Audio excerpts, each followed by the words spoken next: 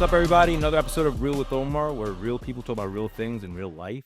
Special guest today, a guy I met through another guy, if that makes sense. Adam Vohra. Adam, thank you for coming on the show. Yeah. Appreciate you. Adam, AV Enterprises. ARV. ARV, my bad. Sorry. ARV Enterprises, where we curate events. We're also doing coaching. Yes, sir. Right? We're also talking about a speakers thing, but we'll talk about that later. I'll let you properly probably break that out. But the way I like to do my show is like, where'd you start? So Adam, where are you originally from? All right, yeah. I grew up in Upper Fairfield County. So the New Fairfield is a small town outside of Danbury, Connecticut. That's really where I grew up. My family's originally from Philly, where my whole mom's side of the family is. My dad's Indian, my mom's Persian. But for the most part, I grew up in Upper Fairfield County. Okay. Good. Connecticut. Yeah, man. It's funny because we moved around when I was born all the way up to the age of 5 and a lot. And then we moved a lot. Yeah. And we were young. Okay. Like super young. Why? There's a like army brat or No, my dad worked for IBM. IBM. Like Okay. we were out in Vestal, which is like near Binghamton, New York for a while. Then we were in Danbury for a short period of time, went back to Philly, and then we ended up settling in the Danbury area for our whole childhood, from probably 5th grade till the age I was 5 and on. But you're still in Connecticut. Yeah, I'm still in Connecticut. Now I live in Stockton. Fairfield. Okay. Yeah. All right. And you told me you worked at Equinox. Yeah, man. Tell me about that. Yeah, I worked at Equinox. I worked in Equinox. Wow, it's crazy because it was about 3 years ago when I started working at Equinox, and that was kind of on the heels of really saying goodbye to an industry that I used to work in, which is the hospitality industry. I was working in restaurants, and I was really grinding in that way. Connecticut or New York or Connecticut. So working I worked in restaurants for 15 years. Okay. Prior to that, I was working. I worked my way up from sports bars, working to high end restaurants. For me, the lifestyle that accompanies working in a restaurant was destroying me. I'm very open about my recovery journey. Okay. 3 years ago, I decided to get sober. In that whole process and decision making, I came to terms with the fact that the restaurant industry probably wasn't the healthiest environment. That wasn't conducive to recovery. It wasn't definitely in that phase, in that early phase. So I was like, all right, I'm going to try to find work in an industry that's completely opposite to the lifestyle that I was living, that would really curate, the routine that I wanted to and that I knew was necessary for me to kind of grow and recover, frankly. It's funny because to this day, I actually do, work part-time in a restaurant, and I now understand that it wasn't as much it was a substance issue, but beneath that, it's all the internal work that you have to do to grow and the mindset shift and the different habits and the different people that you want to surround yourself with, really play a leading role when it comes to kind of growing through that. So, yeah. So I started working at Equinox because I was like, all right, this is a healthy environment. Right, because it's a health place, right? Yeah. So you thought, right, relativity. I got you. Well, it's funny because I was working in really high end restaurants, so I was like, all right, whatever job that I do in a different industry, I want it to be high end, right? So because you're used to that pedigree people, right? Yeah, you're used to dealing with that. It's a pedigree of people, but yeah, it's also I want it to be a quality product. I look at working in a restaurant industry. You're a salesperson at the end of the day.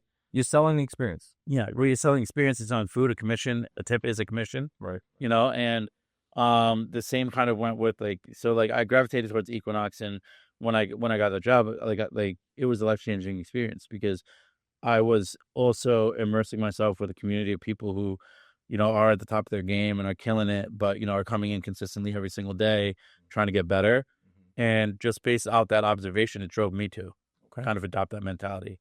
So that was something that, was a catalyst for me to eventually, launch my own business and launch my podcast and do all these things. So it was almost inspirational. Yeah. Right? Being around certain people. So we're going somewhere else with the podcast. And I heard some stuff I want to go unpack with you. Right? Yeah. So you're saying you're in the restaurant business. Obviously, you're making money because restaurants, you make money. Yeah.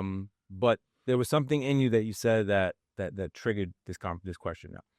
You said that it wasn't so much the outside situation. It was something inside is off. Now, my question to you now becomes, what was there an event, person, place, or thing, which is a noun, that triggered that? Like, was there like a moment?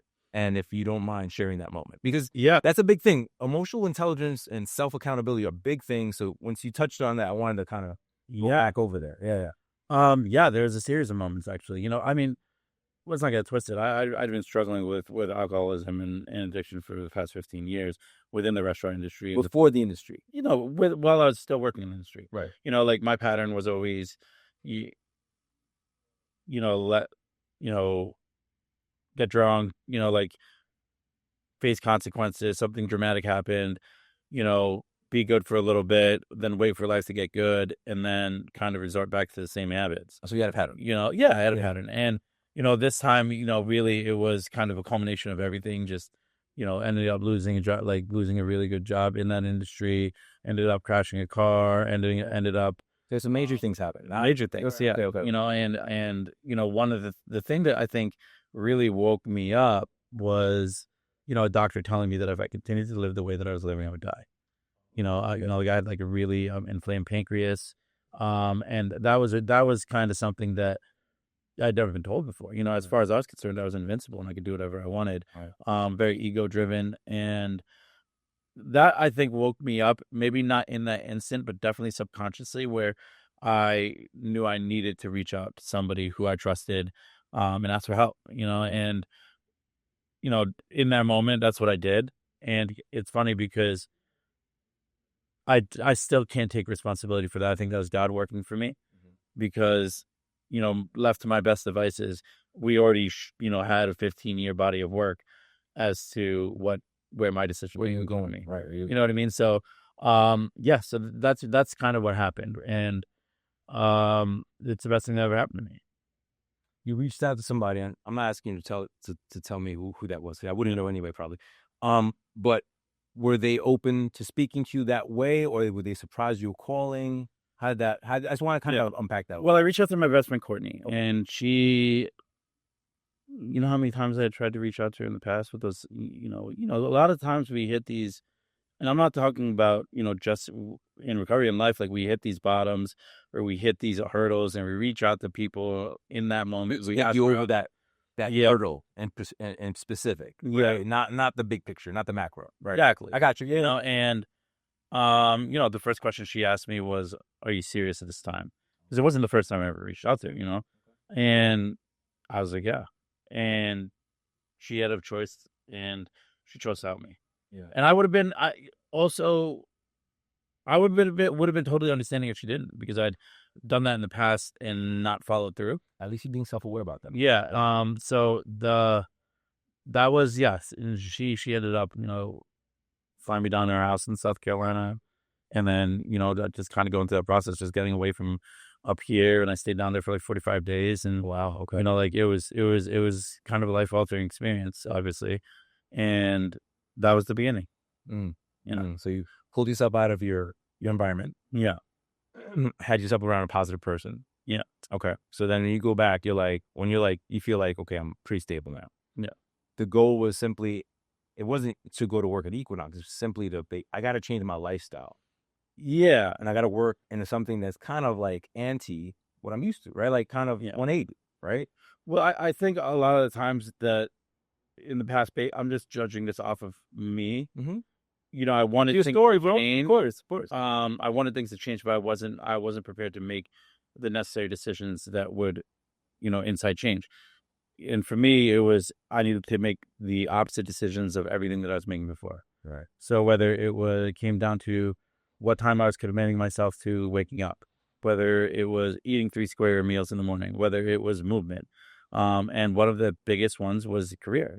Do I want to continue to work in an environment where I'd be vulnerable to fall into old habits, or do I want to work in an industry where it promotes the healthy lifestyle that I want to adopt moving forward? Right. So, and it was hard, to be honest with you, because you're used to a certain thing. You're used to, getting fast cash all the time. And it took some adjustment not only from a financial, but also like, yeah, I'm working a 9 to 5 now, like, Yeah, man. it's It's a whole different pattern. yeah, It's a whole different pattern. Yeah, yeah. yeah, Yeah. So, all right. So you're at Equinox. You're meeting different people. You're starting because you're pursuing discipline. You're starting to notice it because you kind of see what you're looking for yeah, in life, right? So you're looking like, oh, this guy kind of got his shit together. Look, he looks pretty good. Like, and he comes in at 4 a.m. or whatever the number is, whatever, because everybody has a different number.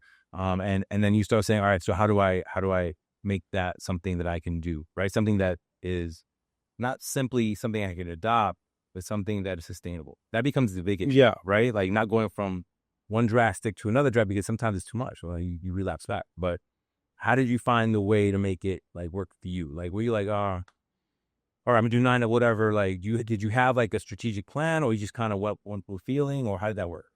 I gravitated towards people who were doing and living the way that I wanted to live. Okay. So, there were members within the gym who I became friends with, and I watched what they did. I watched their habits. Right. One thing that I did was, like, I usually have to work at 8, so I get there at 5 in the morning and I work out at 5 in the morning. Right. I incorporated that. Right. That was like probably one of the biggest things, frankly. Right. Just waking up, and committing to myself in the morning before anybody else, before anything else. And, I still do that to this day where, 5 o'clock in the morning, 7 o'clock in the morning, however long my workout is, that's for me, That's your time. Right.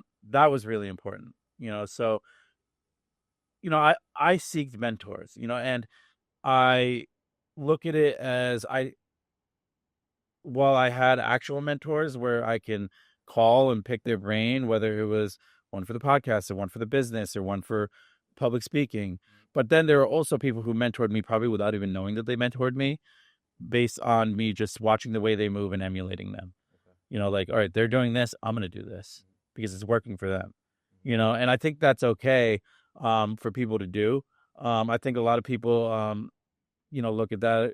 A lot of people are afraid to do that because they don't want to come up as like copycats or whatchamacallit. But like for me, these people played a big role probably without even knowing. And then also, asking them a lot of questions like, hey, like, at this point, obviously at first it was like fitness questions, like, like, what are you doing here to, like, or what are you doing here to really gain strength or mobility or whatever, but then we just started to talk more about other things, about business, about life, family, And you see how it translates from one discipline, translates from one thing to another. Because look, fitness is esoteric, right? It's very specific. Yeah. Right. Like if you want to deep dive, like you can get really, really specific. And sometimes it can be overwhelming, right?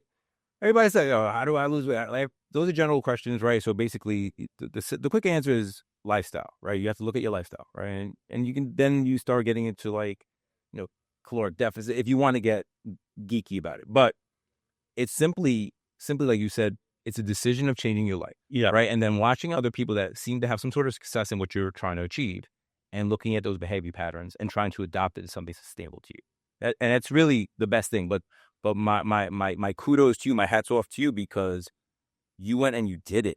Because so many people talk about they want to, and then they also throw the roadblock right after that statement. I want to, but I got a kid, or but I got a this, and I'm like, if you want it, as bad as you want to breathe, nothing is gonna stop. Yeah. Like you will find a way. If you could have a kabillion kids, it doesn't matter. You'll find a way. And hats off to you, because that's big. It's hard. That's hard. Change is hard. Yeah. People don't like. I don't think people talk about it enough. Like people, they see success and they think, oh, he's been doing that. Yeah, bro. Like, yeah, but it's been hard. Like, and as you get better, if you're really trying to level up, it gets harder because you don't stay at the same place. You start adjusting your goals, right? You start becoming, climbing up the higher the mountain, the thinner the air. You got to kind of figure that part out.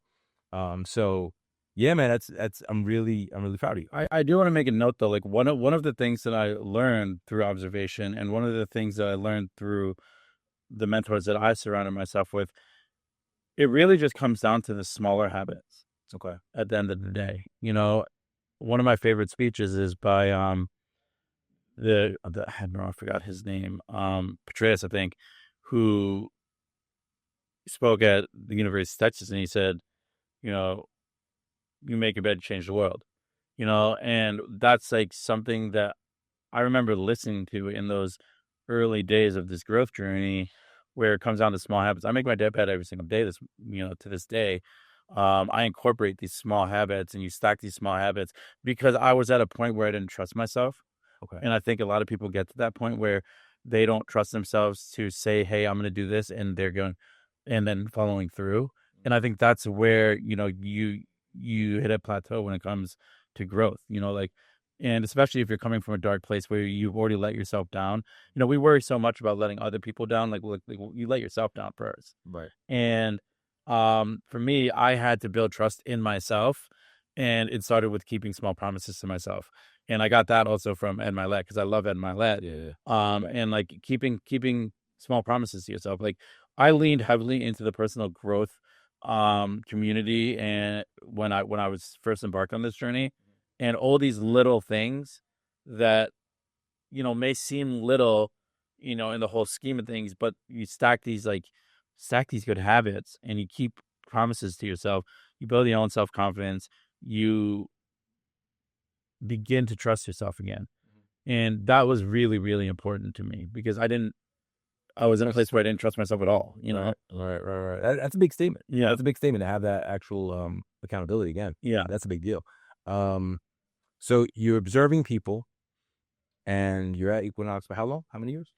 I was there for like 2 years. 2 years. Okay. Maybe like a year and a half, frankly. I wasn't even there that long. So you were there intensely, right? You were committed. Yeah. Right. So then what triggers you to the segment of the show called Where We Are Now? Yeah. What inspires you to get to the point where like, you know what? I want to try to, I mean, I know what you do. I just want to try to unpack it for the people, for the audience, like curating events. Yeah. Like, where does that idea come from? Like, how do you do that? So like I launched my business. When was it? In like around September 2023, right? And I had met a lot of people who were in nonprofits, whether they were on their boards or they were just doing work, and they're and it came from working on the sales team in Equinox, asking people what's the most important thing to them right now. And aside from their family, they would always talk about the nonprofit work they're doing in the community. And I was like, all right, like this is cool. And after getting to know them a little bit and picking their brain about the work that they're doing with whatever respective nonprofit they were working with, they would always express frustration with the fact that they weren't getting nearly as much done as they wished they were in regards to the work that nonprofit did and the people that they were trying to help. Because, most nonprofits have a board that all have full-time jobs, and they meet quarterly and they put together an initiative and they get some things done, but there's a lot more that, they're very ambitious. But never all of it. Right. Yeah. It's always spilling over. Right? Yeah. So like, I was like, all right, like, why don't I do that? So, I ended up like launching my business as a nonprofit consultancy initially. Okay. And, at first it was really just helping on the back end. I did, I became heavily involved in the In-Service Foundation, which is based in New York City. They do mental health and substance abuse counseling. Okay. They provide coaching and whatever support for people who are struggling. Obviously, something that really I held close to my heart because I also was a recipient of their services when So resonated. I was going through that. So, and one of the events that I ended up doing, I helped launch a foundation, and then I helped them with their inaugural gala. And for me, that was like a really awesome experience because, when the gala was over, and it's a hard stop. You're going 100 miles an hour for like 6 months, 9 months, and then it's a hard stop. And I was able to kind of really assess, what do I enjoy the most out of this? And what I enjoyed the most was events. Okay. Putting together events, bringing people together, connecting people, brand activations, really building out experiences. I like to call them experiences, not events. Yeah, I like that. Because at the end of the day, I want people coming to my events and leaving asking when the next one is. That's always the objective. And, I fell in love with that. So, I really just kind of did a hard pivot into just events. As the nonprofit was fun, and I would be happy to work with nonprofits. But and I'd be happy to incorporate a nonprofit into any event if a client wants me to. But, working strictly for the nonprofit where, to be honest, budgets are very limited. And when it comes to the imagery that I want to portray through the events, a lot of the times, it may not fall within their budgets. So that was a big role, and I was a new business. So for me, it's also about, hey, this is kind of my rate, and I wasn't in a position to really donate too much time, if I'm being completely honest. Absolutely. Listen, you have to know your value and what you can bring. Yeah. Yeah. So, now I really like partnering with private clients, doing private events, really either at their homes. I partnered with realtors. I partnered with, I'm doing an event for my friend Dorothy, who's doing a podcast launch. I'm going to be taking over a conference for next year. And, it's really building out, events that bring people together, like-minded people, because I do think that in the world that we live in where people can connect, like you can connect on a Facebook group. Yeah, you can connect on like, like one of those school communities and whatnot, which are valuable. Don't get me wrong. And they serve a purpose. Yeah. Right. But I connect best with people in person. No, listen, I believe I 1,000,000% agree with you on that. I believe that the IRL, right, the in real life, group settings are making a big swing back after COVID. People want to be around other people because you can only get so much. Nothing beats this, the hand-to-hand energy. The energy transfer, you can't get that on a video screen. You can't get that on a phone call. I mean, you can get to part of it, but to really become, I feel, connected, the sit down with. Yeah. I mean, that's something we agreed on when we were scheduling these podcasts. Absolutely. And I think that's something that we both prioritize with both of our podcasts, where it's like, I'd rather look at you face to face, have a conversation. I love this. Yeah. And I've done Zoom podcasts and they're great. And, I'm really honored to be on them. But for me, this is where I feel like I can really feed off the energy of the room as well. Absolutely. Yeah. Absolutely. Yeah. And there's nothing that beats that. So when people say, so close, like I'm going to pivot into like sales for a second, right? Yeah. So sales is like, people ask me all the time, hey man, you have a good closing ratio, I'm like, well, first of all, I'm not selling. I'm telling you what I've done. Usually people sitting across from me need something that I do. Yeah. Right. And it's so simply, so it's not a sale. This is how it works. This is what I see. These are the bumps I see, but this is the way around it. And that's what people love. They feel like if they have somebody that's coaching them through it. Yeah. That's it, man. That's it. That's I mean, free game, guys. Free game, 1-on-1. Mm-hmm. It's very that simple. Yo, create the solution. Yeah. The bigger the problem, the bigger the check. That's all it is. But you have to walk them through it, right? And you have to be able to explain this, because some people are, oh no, I don't want to tell my secret, bro. If you Google or ChatGPT or whatever, you can kind of pretty much figure anything out. Yeah. But then the people who are connected to the people that can get you in, through, around, underneath any type of obstacles, that's what you pay for. That's the secret sauce. And that's what people don't understand, right? Dude, I totally agree with that, because, when I first started at Equinox, and, it was a heavy sales environment, and I had a mentor in Zach Nelson, who's a sales director at the Equinox in Greenwich, but was also, I'd previously been, the sales director of their E-Club in Madison, on Madison Ave. Oh, and okay. yeah, and he was just like such a decorator, like he was just so good at what he did, and kind of having a mentor there, allowed me to grow in that role. And one of the things that I understood, like I came to understand about sales, it's more about just like, like any sales job, you're gonna enter, and they're gonna give you like some bullshit like PowerPoint. Yeah, they're gonna put you through digital training, right? Yeah, and they're gonna give you all these scripts, but half of it is just sitting down and being like, like, what's going on? Yeah, why are you here? You're here for a reason. What's the client's objective, right? That becomes that. How do I solve your problem? Yeah, and the second I kind of put that guard down, I had people opening up to me like, listen, like I just had 2 babies, and I'm feeling really insecure. I used to look like this. I've had people being like, listen, I just, finished chemo, or a dude coming back and being like, listen, like I was just deployed. I'm coming back. I need to get in shape. I'm recovering from an injury. like very personal things. Real people, real situations. Sometimes it was like, hey, like, listen, my sister's getting married, and this is my I was looking for the wedding. Yeah. like I need to look good by this date. The more information I can get from a client, the more I can offer them a solution. And I think that's like something that you really need to know. Like a lot of times people are just like pushing their product and the value, and that's great.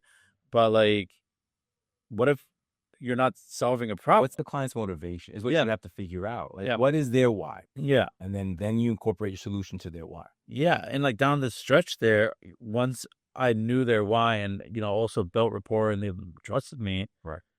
I was selling, memberships with personal training, with Pilates, the whole nine, Just, yeah. like full, like, and I was like, listen, I'm with you every step of the way, but if you follow through with this, I can't do it for you, then you will reach your goal, and it was cool really watching people transform over that period of time.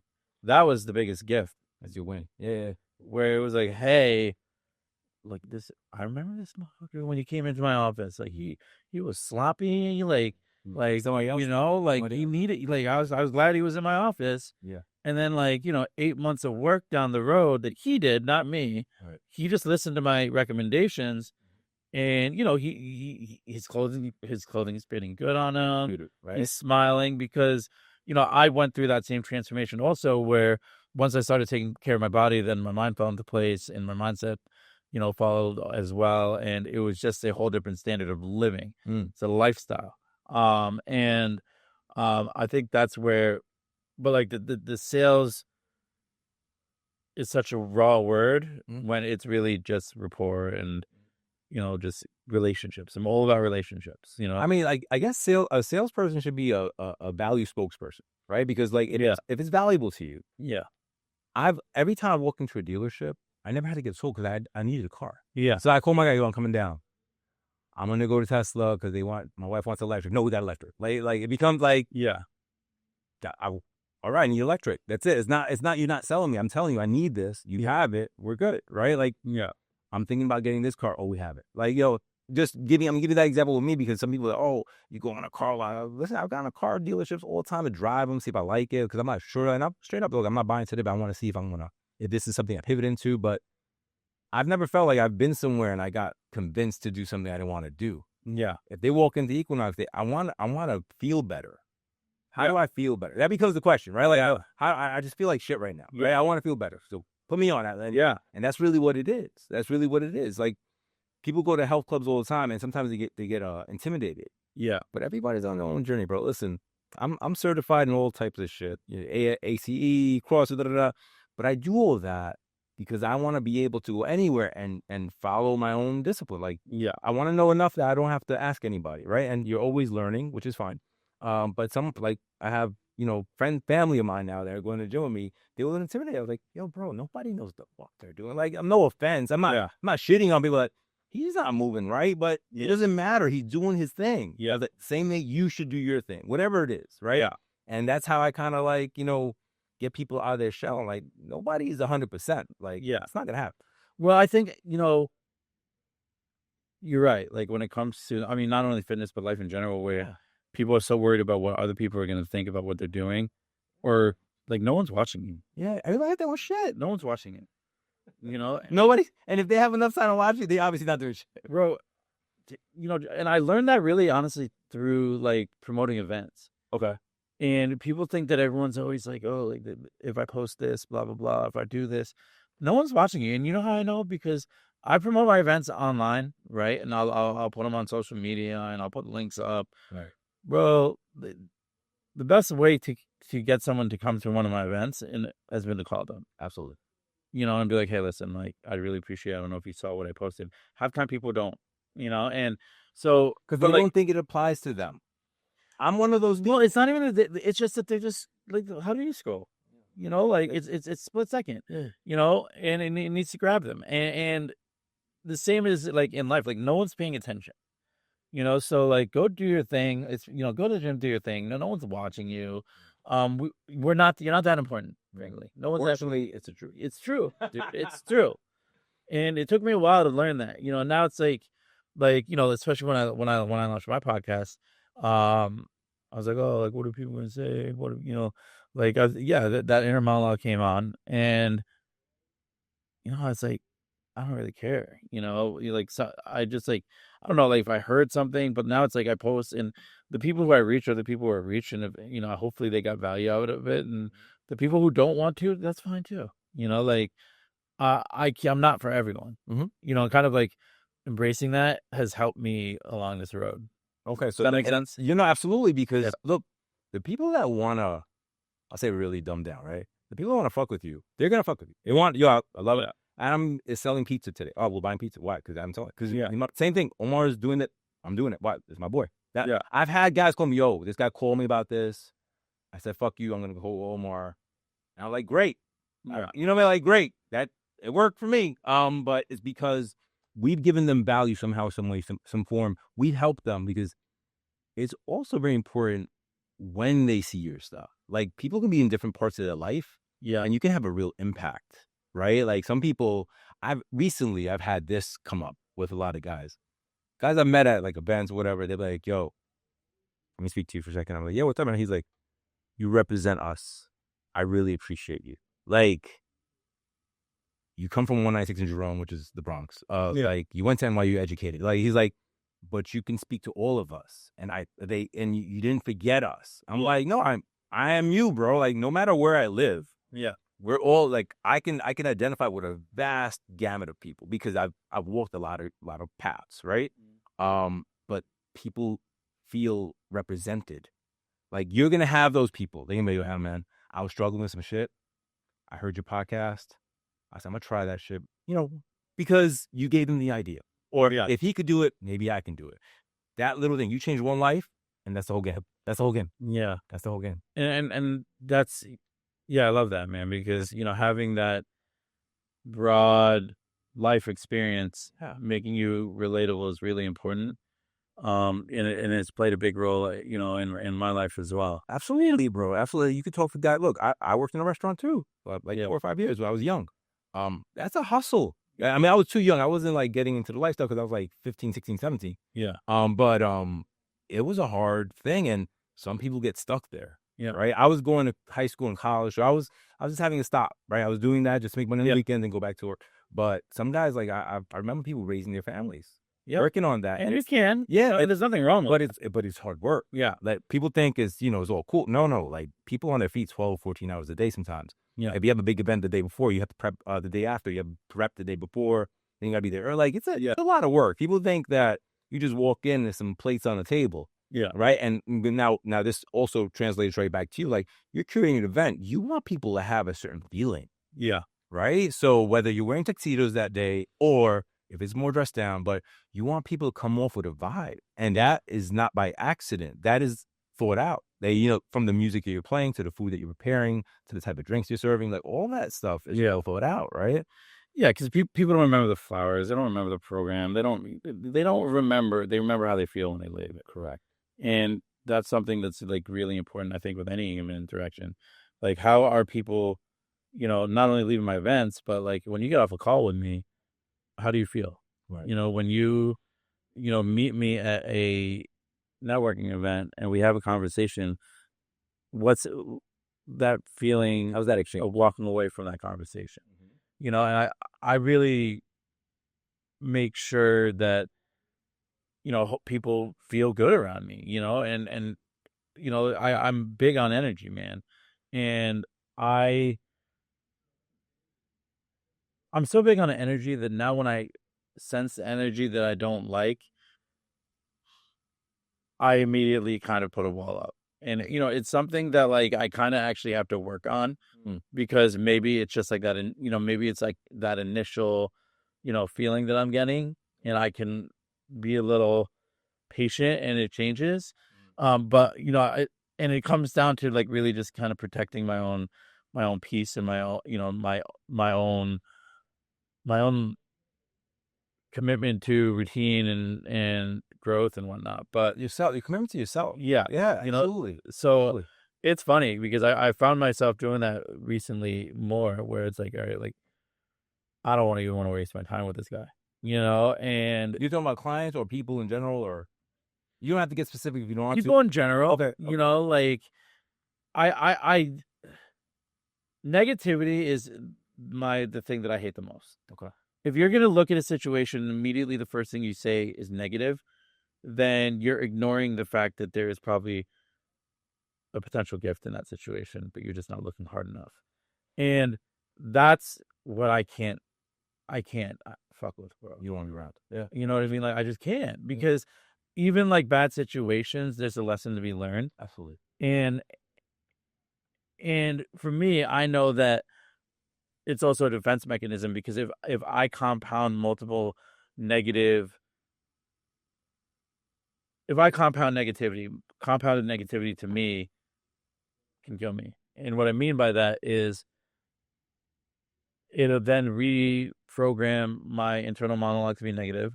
And then once my internal monologue is negative, then me as a man in recovery, where does that lead me to find solution, joy, or whatever? What path does that lead me down? Exactly. I hear you, brother. So for me, negativity is toxic in a very different way. So I definitely keep my guard up when someone's coming at me with some negativity.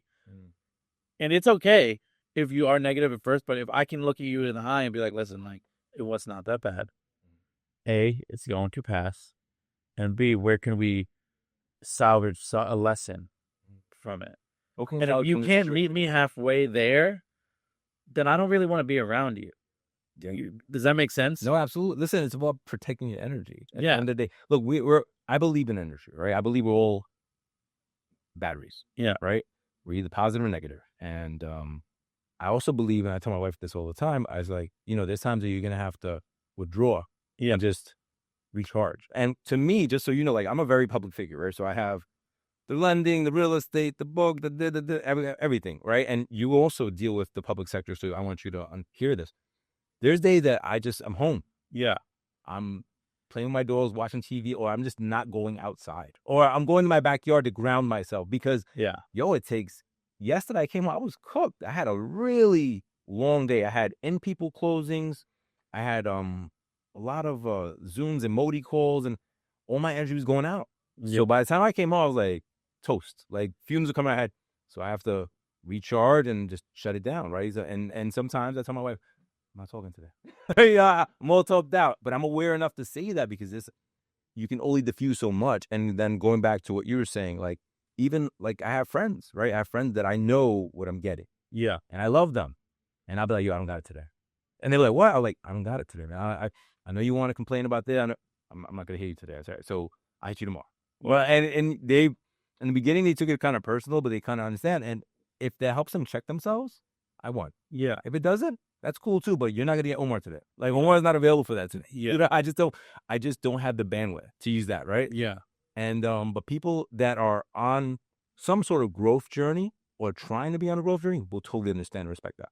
Yeah. Other people that are just too secular, they can't see it because they're in their own prison of their mind, they won't hear you. They'll be mad at you. Yeah. And that's okay too. Then you gotta be able to, Yeah. And yeah, no, totally. And for me, like, I think that's why, like, my morning routine is super important to me. Yeah. Because it kind of grounds me before, like, I got to prepare for whatever the day has in store for me. I was talking to my boy off camera this morning. He's like, yo, I feel better when I work out. I start drinking water. I start getting momentum. Yeah. You know what I'm talking about, Eric. But we were talking about that earlier. Like, I was like, yo, bro, that's how you have to start your day to push you through. Yeah. And you stack days, that stack into weeks, that stack into months. And if you don't have a bad day, it's okay. You start getting more. Like, people are so quick to focus on negativity where they'll be like, oh, I didn't go today. I will go tomorrow. Like, we get another 24 hours. Like, come on, like, don't wallow in it. It's like, I took a shit on the bed. Oh, you're sleeping in it now? Like, get out the bed, clean the bed up, and get to it. So I think it's easier when you practice it over time. And then you're right. Like, I'm married 20-something years. Me and my wife have very similar perspectives when it comes to that stuff. So, and we balance each other. So it's helpful. Because there's days like I feel beat up. Yeah, she's like, let's go. It's time. And I'm like, okay, I gotta go. Like, and vice versa. So it's helpful having, one of the biggest decisions I think you can make as a man is your partner. Like, that will help dictate how much you'll accomplish in this world. You know what I'm saying? So I think that's absolutely, I agree with what you said. So back to your where you're at. So you're curating events, people are feeling good. You're liking how the space is moving with you. I do. Okay. Yeah. And now you're also pivoting into coaching. Yeah. Can we talk about that? We can talk about that. It's funny because I've been asked to launch a coaching program. Okay. For about a year now, a little bit more than a year. And, a lot of my friends are coaches and a lot of them are movement coaches. And for me, it's not really so I built out a program and the program is really rooted in dealing with people who are already accomplished externally. You have a good job, you drive a nice car, you're doing all these great things. Right. Okay. But like inside you're hollow and empty. And what I mean by that is like you're burnt out, or you go home and you're super reactive with your partner, or you're just not really internally happy. And for me, I could relate to that because, you know, a lot of the work, as I shared with you earlier, once I, removed a substance from my life, it was a lot of that internal work that I had to do. And a lot of it had to do with being very, very honest with myself and where I was. And, I'll be honest, like the coaching program is inspired by, not only the therapy and the EDMR and the coaching that I utilize, but like I also am in a 12-step program. Like it's kind of a mixture of everything that was successful for me that I was able to build and package to help high performing individuals find true happiness within themselves. And I think that's really important. And it really starts with just confronting yourself. Mm. Like where am I flawed? Where is ego playing a role and taking over? Where am I consistently lying to myself about things that I shouldn't be? Where am I being, just not prioritizing the right things, right? And that in itself is like the entire like first pillar. Like, and that's probably, the 1-2 months worth of work. Okay. Because oftentimes just getting baseline, basically what you're saying. Getting baseline honest with yourself. Yeah, getting baseline. Yo, this is where I'm at. Right. And yeah. having that hard talk. Yeah. And I think there's a lot of people who, I don't want to say are living a lie, but have gotten comfortable with false truths about themselves. Mm. And it's really just like ripping that Band-Aid off and being like, all right, like this is bullshit. This is a narrative you've been telling yourself because you don't want to face X, Y, and Z. Once we do that, then, we need to own it. Like that's the second most important thing, owning everything that you are, holding yourself personal accountable, essentially. Like own my role in everything that's wrong in my life. Because so often we point fingers, but when you point a finger, you got to be pointing at yourself. Right. You know what I'm saying? So what's my role in this? Where could I have reacted differently? And a lot of them could be really, really deep seated. It could be, for me, and I'll talk from my own personal experience, a lot of the things that, I had not, if I'm being honest, was afraid to confront, was really deep seated. I'm talking, preteen, childhood, whatever. Okay. But let's own it. Like what's my role here? And then you repair it, whether it entails, talking to someone who you feel that you wronged and finally acknowledging that, like, hey, like this was my role. I probably hurt you here. Like that's really important. Getting like all that bullshit that you're carrying about situations that probably someone else doesn't even think about to this day, right? But it's still taking up space in your head. Yeah, you're carrying that baggage. Let's let go of that, and then through that we will incorporate different ways where you can, different practices that you can hold yourself to, where you can continue to evolve, and that's why it's called like the core method. Confront, own, repair, evolve. Nice. I like that. Because, I really feel like that's the blueprint that I took to be able to sleep at night and to grow, right? Just to grow, basically. To just like, really be at peace, man. You know what I mean? I think that like we live in a chaotic world and we do a lot of things and we say a lot of things and we meet a lot of people and but at the end of the day, like, are you really happy with who you are despite, like nice Porsche, Right. Those things are nice. like I forgot who I was talking about, but having a nice house, having a nice car, having money. Yeah. To say that having money is helpful because it gives you options, but it will not make you happy. If you're not happy, you could be the best looking, most wealthy, whatever, but broken individual. Yeah. And somehow that brokenness will find its way out. Yeah. It will manifest, right? And again, going back to having nice material things, they'll help you suppress it because you're thinking, oh, I got this. This is gonna make me happy. Then it's, you just start accumulating shit. You have a whole bunch of shit, but you're always still gonna be happy. When are you gonna be happy? Well, and I get that, but what about all this other shit you got? Like that's the answer is that's not it. Yeah. That's not it. Like if I really break it down quickly, I'm like, yo, man, you got us all this other shit. This is great. Yeah. Now what are you doing to fulfill yourself? Well, yeah, I mean, like if you have a hole inside yourself, fucking, a nice watch isn't gonna fill it up. Yeah. You know what I mean? Like, Yeah. it's just not. Mm-hmm. And we live in a society where, yeah, like it's that instant gratification. It's that, buy this and this, it'll make you feel this way. And yeah, maybe it will for an hour. Yeah, like a dopamine hit. Yeah. That's all it is. Yeah. Right? Yeah. Like, it's bullshit. It's all Right. bullshit, Right. Like, what about like your relationships? What about, being present for your children? What about, taking pride in the little things and the little gestures that, really go the longest way, like. Well, I got one for you. What about how people feel when they see you? Yeah. That to me is the biggest. Like when people say, oh, you get like, I get amped. I'm like, oh, what's up? Like, because you bring energy. Yeah. Bring good energy, right? Where oh, this guy's coming. Like that to me is like the whole moment, right? Oh, you're going to meet this guy? Oh, I know him. He's right? What people say when you're not in the room is super important, right? Yes. But that's all by it becomes the stance of who you are. I mean, it is, but it's also like, I don't really. It's also like caring less about, like, if you're good with yourself, then you're going to care less about what other people say about you.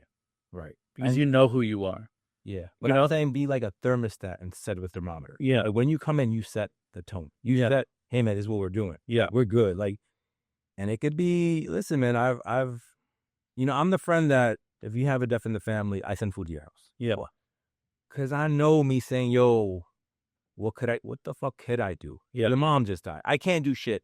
But you know what? You're not thinking about this? Let me think about this for you. Yeah. Right? Because that's the kind of stand-up friend I am. Because I've been on that side when my mom has passed away, and you don't think about eating. You don't think about shit. You don't even know what day it is. Right? You kind of zombied out for a little bit. And then, like I've had really good friends that are like, hey, man, dropping this off, or hey, here you go, got some, if you want me to leave, whatever, if you want me to hang out with you, just sit by you and not say nothing. Yeah. And those are pivotal moments in my life where I'm like, I'm not this supreme being.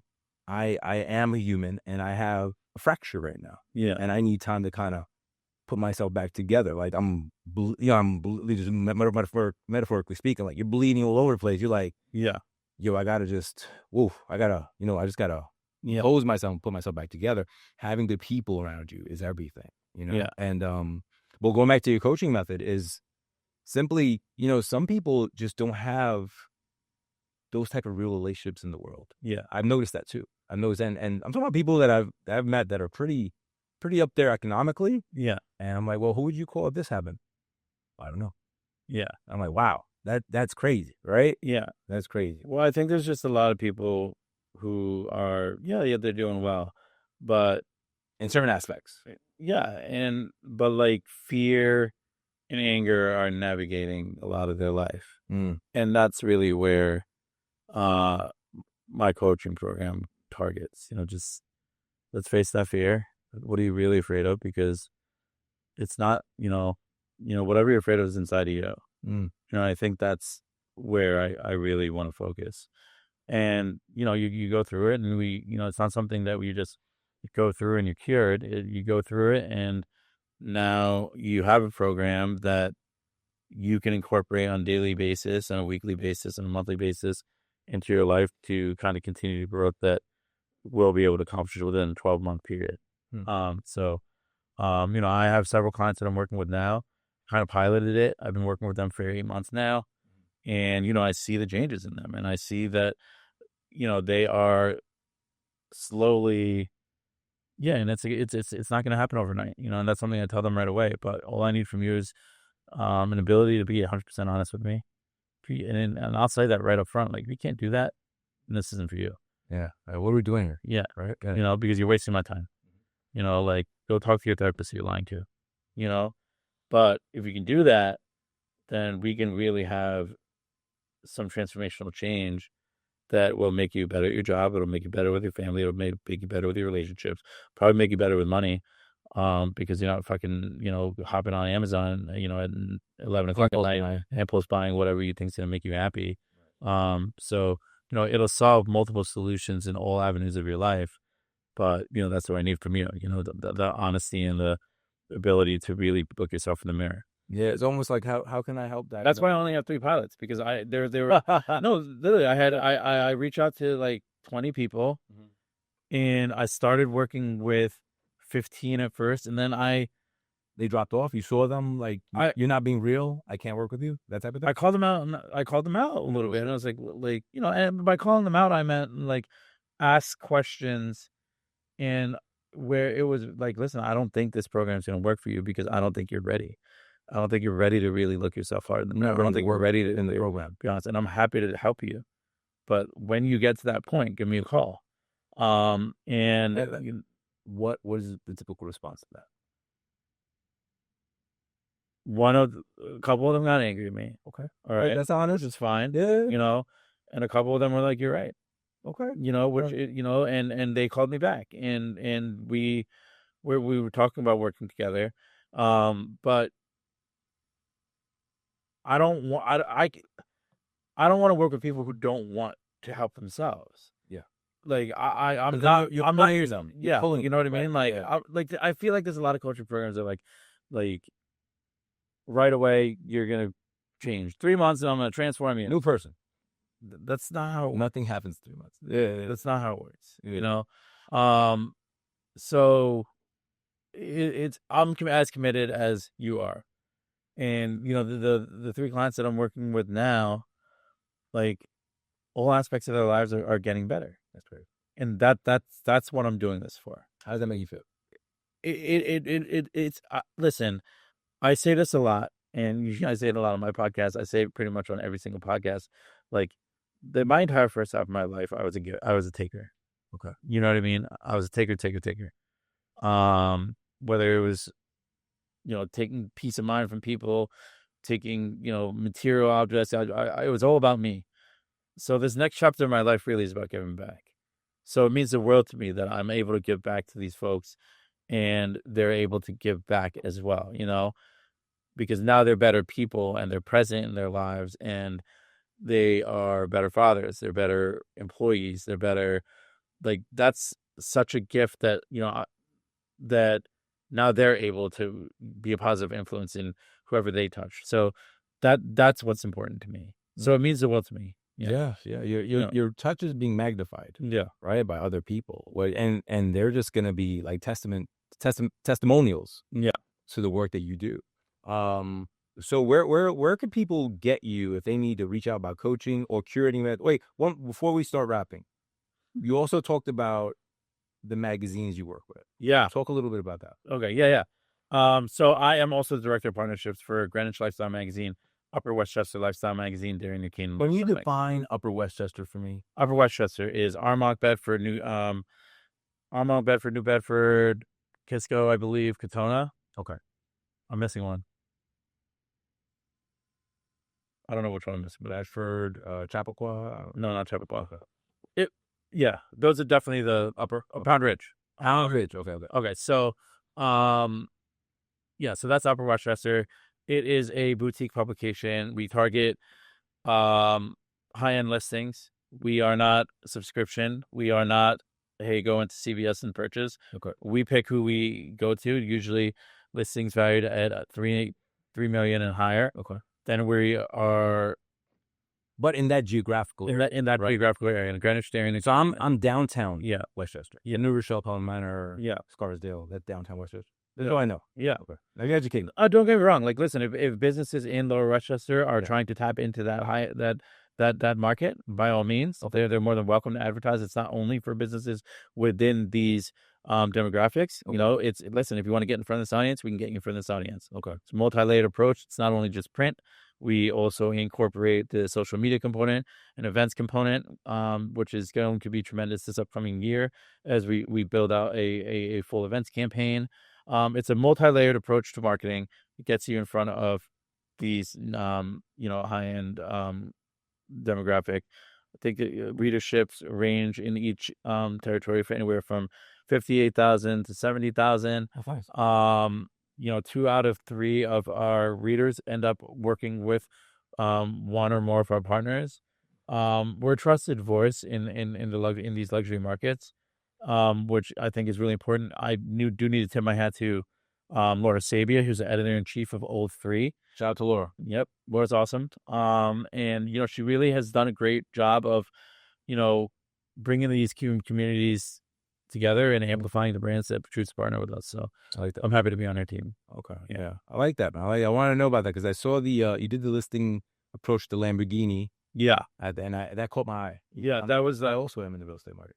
Yeah. So yes, we're always looking for new ways to innovate and create events or experiences for clients, right?